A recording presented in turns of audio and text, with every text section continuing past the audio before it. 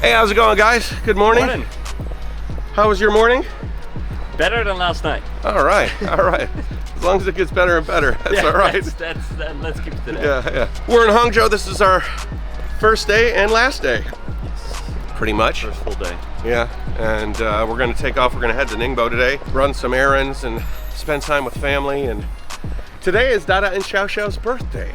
Oh, really? Yeah. Happy birthday, yeah, Dada happy and Xiao birthday. Xiao. So they're twins, born a few minutes apart. I always thought it would be cool to be like a vendor, like a fruit vendor one day, or really? a vegetable vendor, or go and like that guy that was picking up cardboard, like go and see what his life was like for, Right. a couple of days, and wear the shoes of people that you walk past every day, Because they all live their own life. They all have their own things, There's like grandma and grandpa on the little scootmobile. Yeah, and the little going e-scooter. past. I was just saying to Matt, the streets of Hangzhou, they kind of remind me of Hanoi, you know, in Vietnam.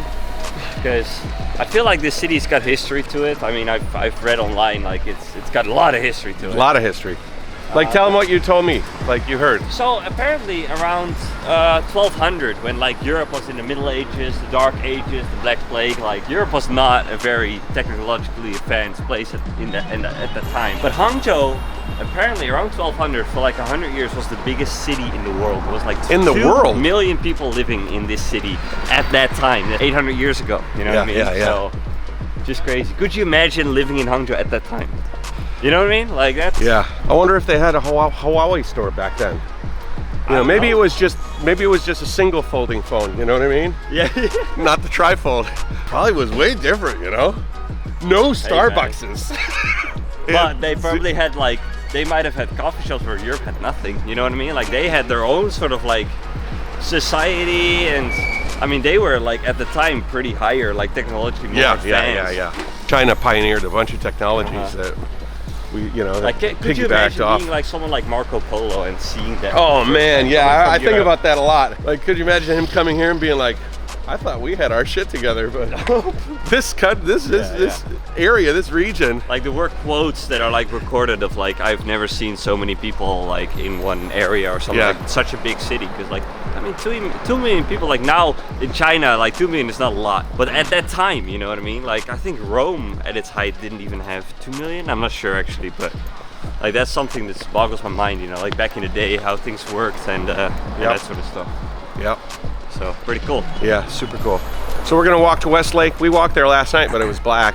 Yep. So now the weather's nice. The weather's pretty now. We'll see. We'll see when we get to the lake. Yeah, that's true. Can we see across the lake or not? I wonder if you could make a cool RV out of like one of the Chinese buses, like the old Chinese Toyota buses,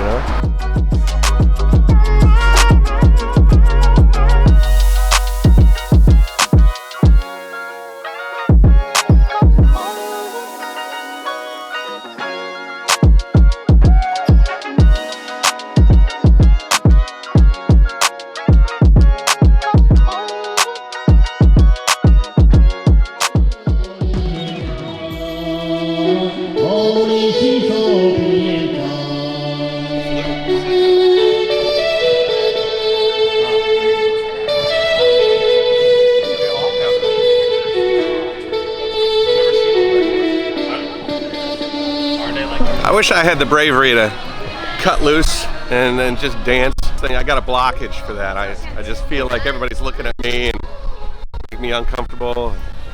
Look at this guy. He's got his camera plugged into his telephoto deep lens. Like it's a monitor. Yeah, you don't even need a monitor anymore.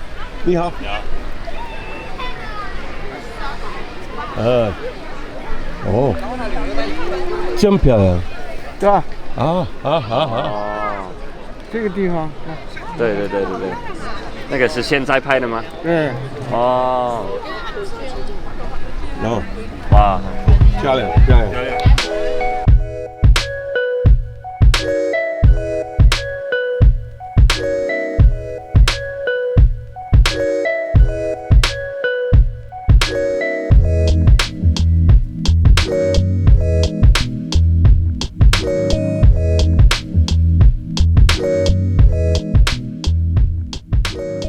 Seen that hobby before? Actually, I have. Yeah. The water. I mean, water he's doing like the traditional, like the old style. Yeah, you know? yeah. When it was still like wavy and stuff.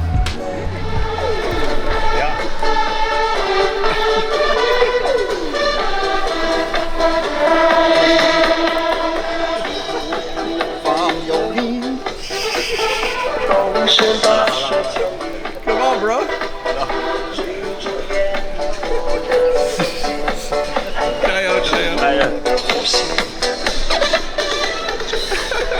Craziness. 陪你走过南北东西，相随永不别离。可不可以爱你？来不曾歇息，像风走了万里，吹起。吹过你吹过的风，这算不算相拥？我走过你走过的路，这算不算相逢？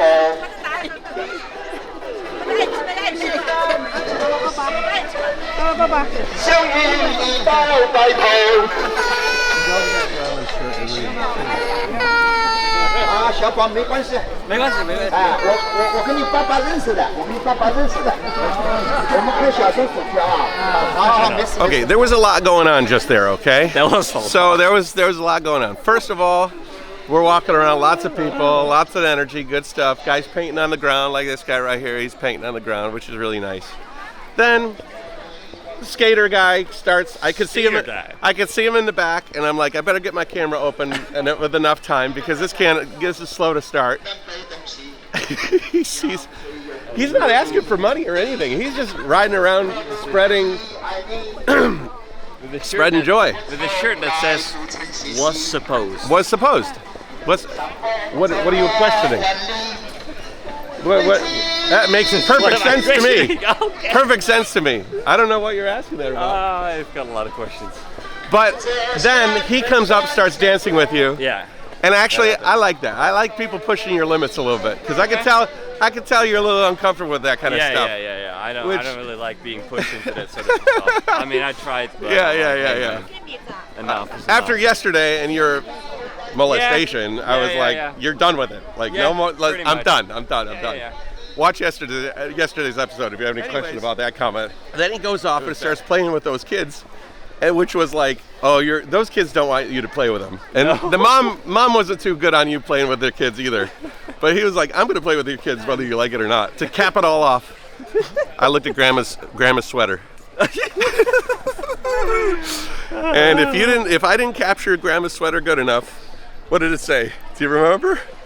What was it again? There will always be? There will always be something rainbow come. Enough rainbow bubble come. A rainbow bubble come. C-U-L.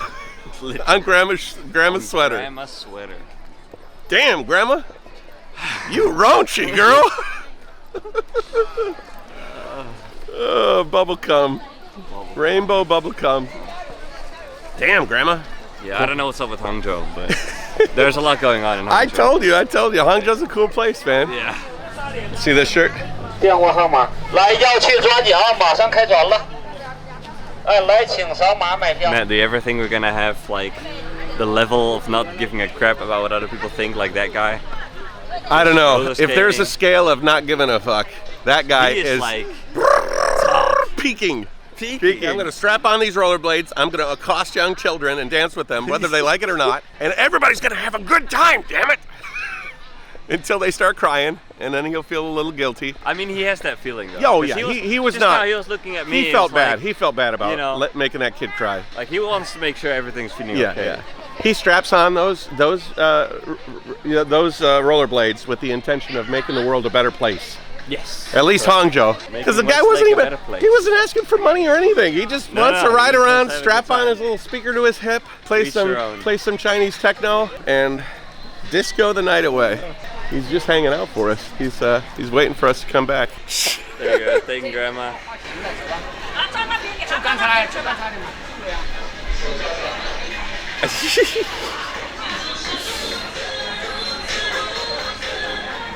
He's somebody's dad. He's somebody's, grandpa. Where's Grandpa? Oh, he's on West Lake. Oh, shit. He's making people smile. Like that's superpower right there. 我们马上出国了。 Two wheels.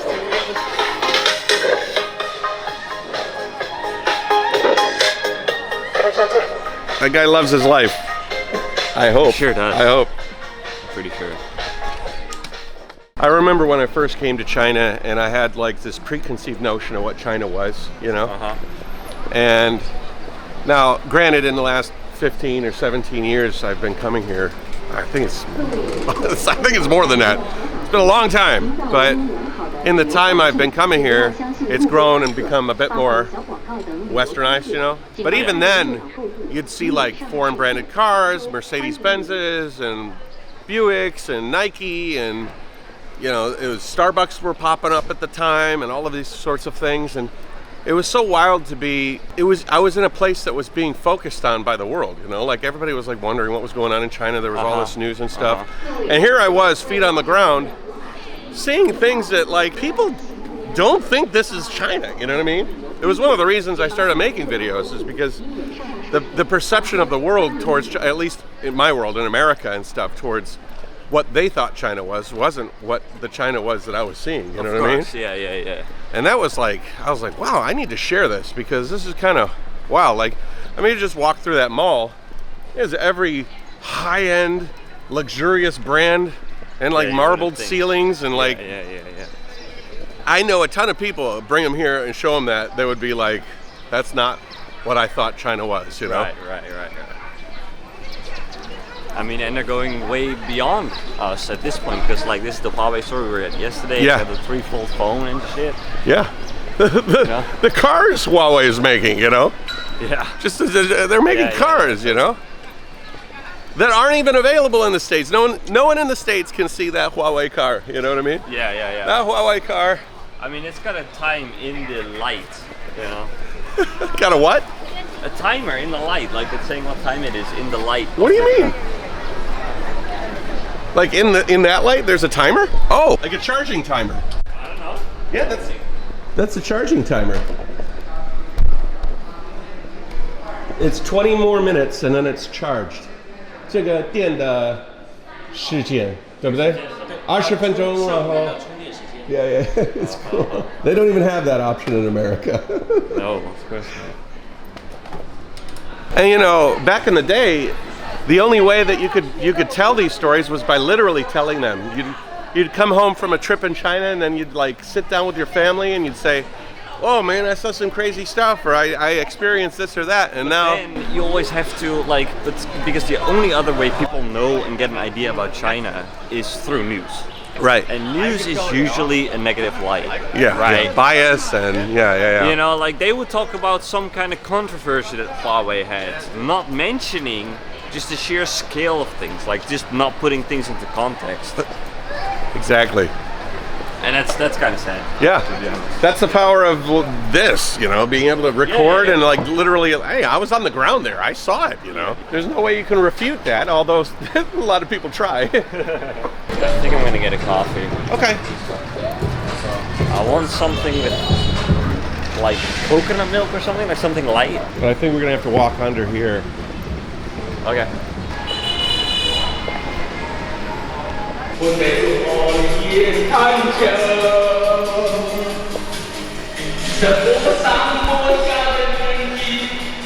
What are you doing this weekend? I don't know. I'm hanging out in the underpass, It's doing some. It's a Tuesday. morning. Hey man, what are you doing this Tuesday? I'm going to work. No, you're going to work? Man, I'm going in the corner, facing the corner, and singing karaoke to myself. Again? Yeah, man. I just can't get enough of it. Basically. Yeah. That's Uncle Joe for you. Wah, wah. What's Uncle Joe doing? He's singing into the corner underneath South Street in Maine again. Hello. Hello. China always provides content. You know what I mean? There's always going to be something. And that's the other reason why I'm in America. I just don't seem to find as much original like stuff that like. Yeah. I mean, I'm not gonna see that guy. Like at this point, I've lived in Taiwan for 3 years, and even there, you know, like if I go out, go on a trip or whatever, there's rarely like a trip on which I'm like, yeah, nothing really happens. Yeah, There's always something that goes on, that like some kind of parade, you know, or like a temple thing that like they're worshipping, or they're having like some kind of festival somewhere in some village. Right. Want to play the lottery? Yeah. Did you see that little porcelain baby sitting next to that guy? What do you think's up with that? What's Uncle Joe doing now? He's sitting on the street with his porcelain kid. With his Porcelain buddy, you know. baby. Hanging out with Carl. Who's Carl? Hello. Who's Carl? Do you really want to know who Carl is? You don't. You don't want to know. Uncle Joe needs Carl. Uncle Joe's just hanging out with Carl again. And that's a rental bike. Maybe it's his. Yeah. It's kind of cool. Like you can like leave your bag in your bike. Yeah. Like if that was America, even if it was that guy sitting up there, I don't know, man. I wouldn't leave my personal belongings just sitting. Where I live, like in a university town, you go to a Starbucks and there would be like kids going for lunch, and they would leave all their stuff, Laptop books and are everything? open, laptop like lid closed but still on the table, just leave it there. Yep. You know, no need to worry about anything. That's the power of living in a place where there's like, you know, Tight surveillance. a lot of rules, but you know, they're there to keep you safe, you know? Yeah. All right, brother. That's going to be the end of Hangzhou. Yeah. Head back to Ningbo. It was a good morning. Yeah. All right. Eventful. Met some characters. Now I gotta leave. Parking in this place was crazy. Just so dense. I think you could live in Hangzhou without needing a car for sure. Better with like a little foldable bike, even like a folding e-bike. Or even those like electric scooters.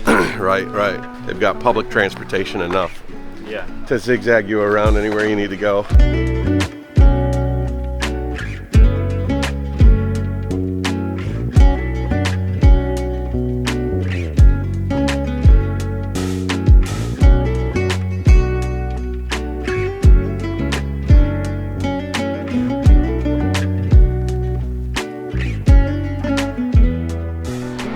Stopped at a rest stop, had a little snack, charged the Tesla a little bit, and went to the bathroom.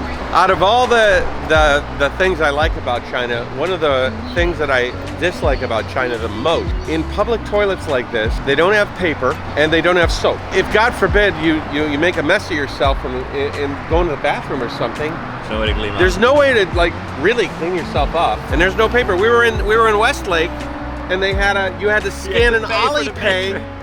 You had to pay for toilet paper. This is a rest stop. People are constantly going in there, going to the bathroom, and then getting back into their car and driving around, you know? Yeah. Most people in China carry tissue. That's the answer to that problem, but it's still like, come on now. I did clean my hands properly, so I'm not saying that out of, I'm not giving away